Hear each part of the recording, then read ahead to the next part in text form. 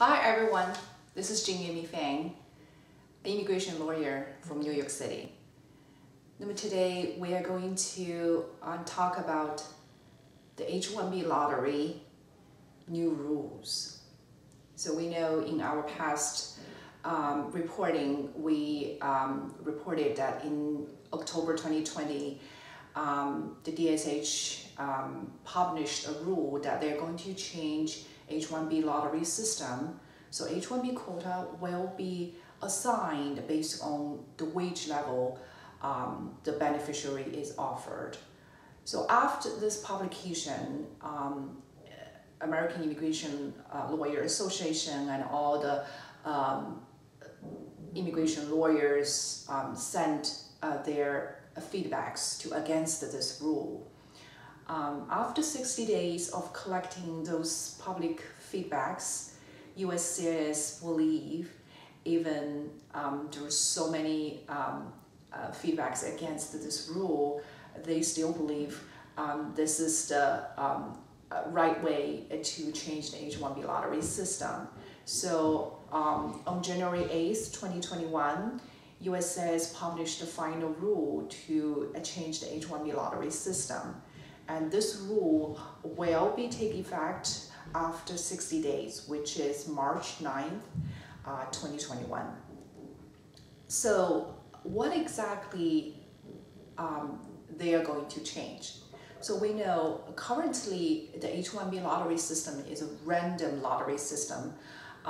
So we know from March 1st to March 20th, that's the window you do the H-1B electronic registration, and all the valid entries will be put in a pool to lottery for 85,000 H-1B quota. And last year, we have total 275,000 valid entries to lottery for 85,000 quotas.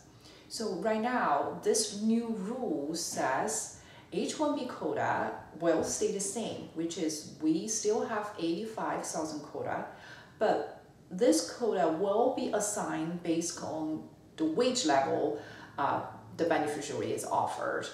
How does this work? So 85,000 quota will be assigned to everybody who has level 4 wage. So that's the highest wage.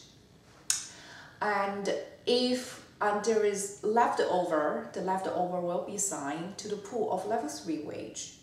And if there's still leftover, that leftover will be assigned to level 2 and then level 1. However, if the quota is not enough to be assigned to the pool, like let's say if the level 4 wage pool already exists 85,000 entries, then they will do the lottery for this pool. Otherwise, everybody in level 4 pool will get a quota, and then leftover will be assigned to level 3. So based on last year's data, if we use this H-1B quota new rule, we will see 100% of the entries in level 4 wage pool and level 3 wage pool will get a quota. That's guaranteed will get a quota. And only 20% of the entries in level 2 pool will get a quota. And nobody in level 1 pool will have a chance to have a quota. So this is based on last year's number. For 2021, because of the pandemic, we don't expect we will have 275,000 entries this year. We may have less, but because of this rule, the beneficiaries who are offered higher salary will be much more than last year. So this way, I think the situation still be very tough to level 1 wage beneficiaries because there is a very slim chance we have leftover for level 1 wage pool.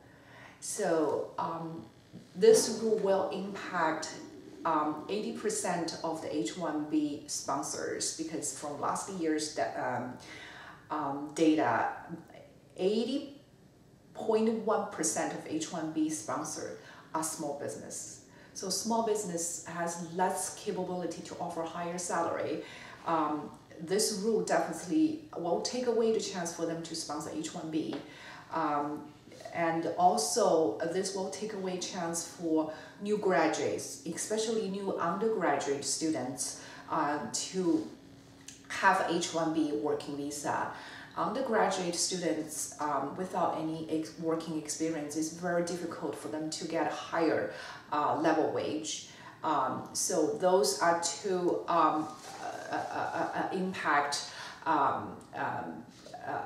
entities, and this will definitely be beneficial for some, like those with a higher degree, with working experience, and also if they are offered a job from a bigger company, and those kind of beneficiaries may be able to meet level 3 or level 4 wage. We don't know if there is any lawsuit can have a preliminary injunction to stop this rule, but right now I know everybody is very busy preparing your H-1B lottery, and this rule has to be taken in considered when you do your preparation.